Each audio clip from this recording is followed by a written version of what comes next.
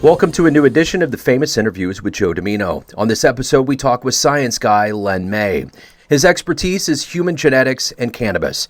He runs a DNA company and has a background in the music industry.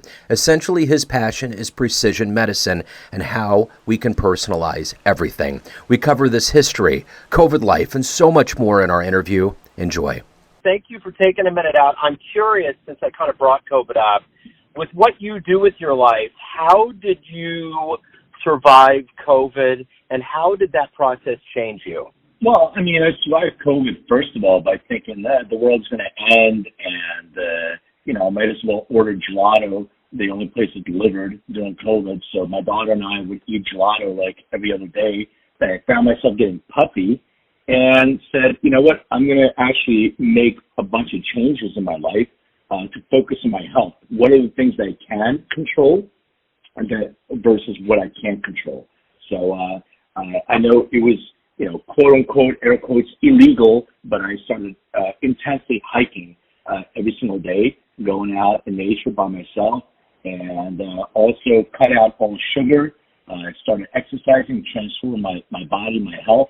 So, that was a big transformation. I always focus on health, but not to the extent that I did during COVID.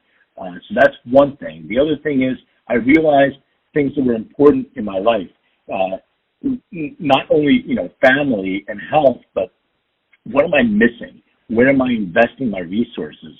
And one of those things, and we sort of touched on it briefly, is live music. And I was like, I really miss live music. So I said, when the pandemic is over, one of the things I'm going to invest in is go to see as many live shows as possible, which, I continue to do. So at the very least, I go to see one show a week.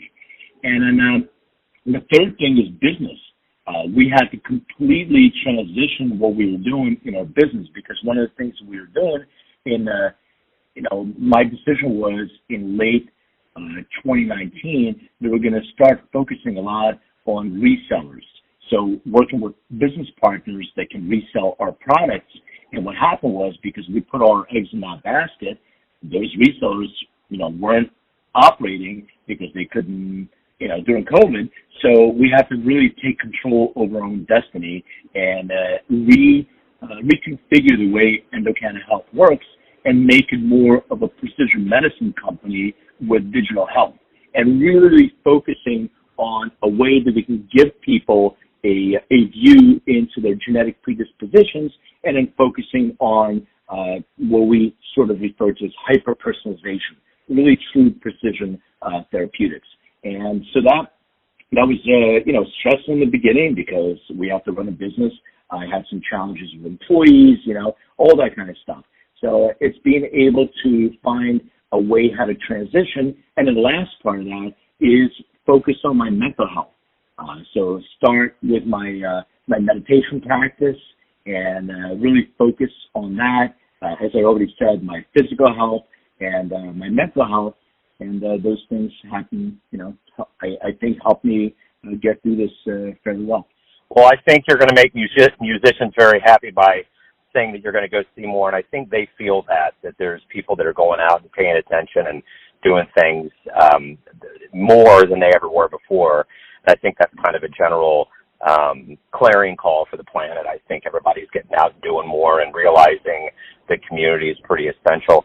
But, I see on paper what you do, but let's get to the heart of it. I'm going to take and transport you now into a career day in front of a bunch of grade school kids, let's say third graders. One of them looks up at you and says, what do you do for a living, and how are you qualified to do it? What are you going to say to that child? Yeah, so we analyze human genes and how genes affect your own personal endocannabinoid system and also other related pathways.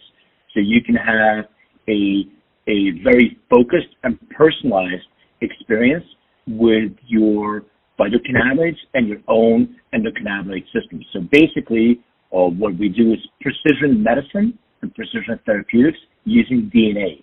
And what my background is to qualify me to do that, not only and was I diagnosed with ADD when I was a teenager and put on all kinds of prescription medication, and was able to find cannabis as sort of my medicine for me. But in addition to that, I have a lot of experience in genomics, plant genomics, and also human genomics, pharmacogenetics. And from there, I was smart enough that I got people that are way, way more experienced than me to come on board with our company and research. So create research and use PhD research on what type of genes are affected by your endocannabinoid system and phytocannabinoids as well, and also build machine learning algorithms that allow us to get a feedback loop mechanism. So at the end of the day, it's a large observational study. So what is your genetic predisposition? What are the things that you may want to avoid? Just like a GPS would show you there's potholes in the road or there's a broken down vehicle that you want to steer away from. And then what is the most efficacious ratio and formulation for that individual? And then use machine learning to make better predictive inferences. So at the end of the day, think of it as your personalized Netflix queue of products that are personalized to you for true precision medicine. So what did you want to be when you were a kid? What did you envision your life being? I wanted to be a rock star. So I wanted to be on stage and perform and, and have that energy from the crowd. And I ended up going to physical therapy school instead. So, but I was lucky that I discovered that I didn't really want to be a physical therapist. I opened up an internet company back in 1991, 92, was able to exit out of that.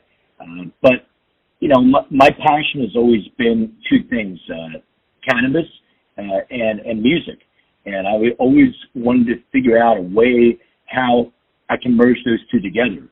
And I went through a lot of different things in my life. My parents ended up kicking me out of the house when I was a teen. I was on my own. I was homeless, but all these things are learning experiences for me that it would help me with my career where I am today. And I was able to work in some amazing companies like a company called Pricewaterhouse, where I really wasn't myself per se, but it taught me a lot. I worked for a venture capital company. I was a commercial real estate broker, and all those things brought me to LA. I'm from Philadelphia, and it brought me to LA. And there, I also, accidentally, on purpose, because I feel you put out the energy in the universe and you attract it back to you. I was approached by people that wanted to open up a dispensary. They offered me a partnership. So we ended up opening 5 dispensaries. And from there, still my focus is always the therapeutic properties of the plant. And I was trying to figure out why 2 people can come in and consume the same exact cultivar and have a completely different experience. So I really started getting into plant genetics. And I found a gentleman by the name of Kevin McKernan, who was one of the first people to genetically sequence cannabis. Long story short, I went to work as a consultant there, traveled around the U.S., got plant material from different plants, and was able to bring those plants to my lab, extract the DNA, purify it, and send it to Boston to a sequencer. So we started the first library of different cultivars, or you refer to as strains or chemical varieties, that we put on the Bitcoin blockchain. So we can actually see 5 samples that are called the same thing, but when you actually genetically sequence them, they're not. They're different. So the names of these things don't really make a difference. And then from there, I got into the human genetics side because the parent company of that company was a pharmacogenomics company. And the light bulb moment was, well, we have plant genetics here, we have human genetics here. Why don't we bring those together to help people with a truly personalized experience? They really didn't have an interest in that. They want to focus on the plant. So it allowed me to open up or to start Endocanna Health back in 2017. I was lucky enough to meet my business partner, where I drew basically on a piece of paper with colored pencils what we wanted to achieve. And, his technical experience and the people he brought in was able to execute on that vision. So who would you consider role models or a hero for you?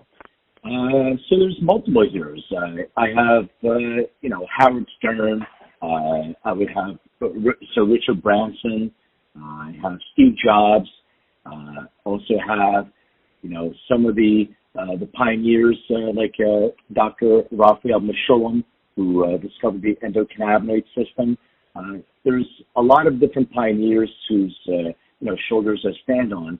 But if you ask me who I wanted to be as a kid and having this, wanting to be a rock star, well, now I get the opportunity to connect with my passion, to stand on stage and communicate to people, what it is that we do and speak and educate, and getting that energy back from the crowd makes me feel like I'm a rock star on stage performing, even though I'm not, performing any music.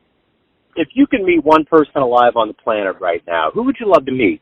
Sir Richard Branson probably comes to mind. And the reason why is because similar trajectory in life, diagnosed with ADHD, wasn't able to concentrate in school, was really into music, started a newsletter, basically dyslexic, couldn't really even write, and then was able to, and the reason why, one of the main reasons why he's so successful is he was able to take his ADD and use it as a superpower, not just to open up one company like, Steve Jobs with Apple, but was able to open up 50, 60, 70 companies because he's able to utilize that and be able to spread his focus around so he doesn't have to hyper-focus on one, but can actually multitask effectively. And that's an incredible skill set. So being able to, get some coaching and also sit around, consume some cannabis and talk about music with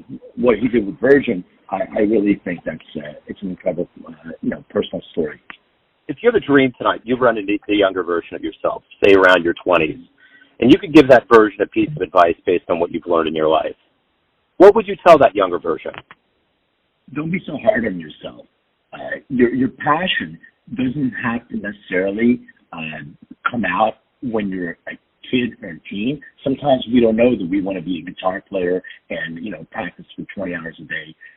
Your journey is not a straight line. It can take zigzags. And everything that you learn through your zigzag journey, and don't pause, keep searching for it. And once you uncover through all the fog that's in the way, your passion, you connect to that, all the skill sets that you learn along the way are going to be ones that you utilize in order to actually pursue that passion. And remember, one of the passion items that's truly important is how you take that and give it back to people. That's what your true passion should include.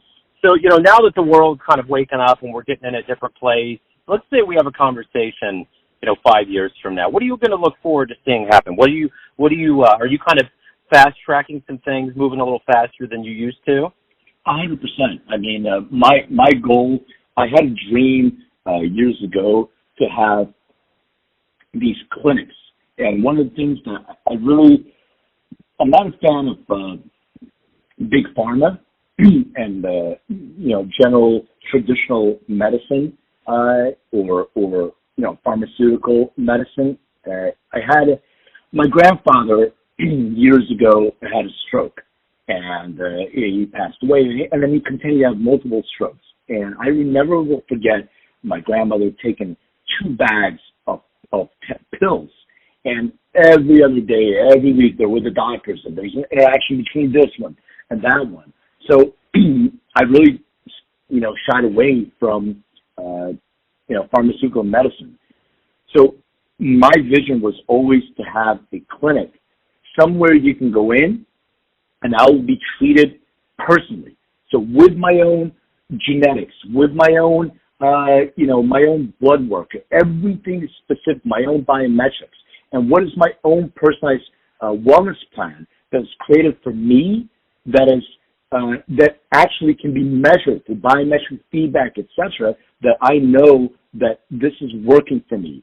And this is a truly personalized way to do healthcare. And this is not the way our healthcare system is set up. So one of the things that we're doing is accelerating that, because, our company will give people recommendations and suggestions, but we have no oversight whether they're implementing, that protocol. But with a clinic, that is something that we can actually control with doctors, with the, healthcare professionals that are focusing on this personalized approach to healthcare, and then being able to see the entire outcome. And so that vision in 5 years is to have those personalized precision clinics all over the country and maybe even the world.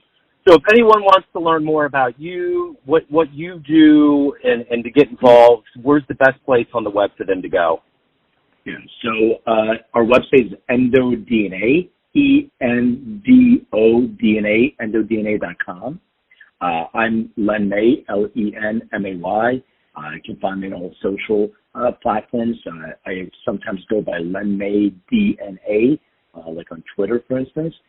But we're readily available. I have a book out if anybody wants to, kind of read the story and read a little bit more about my personal journey. It's called Making Cannabis Personal. It's available on Amazon or wherever you get books. And I also have a podcast that I do. It's called Everything is Personal, and you can get that, on Apple or Spotify, wherever you get podcasts. Beautiful, Len. Hey, man, this was great to get to know you. Thank you for opening up today, man. I really appreciate it.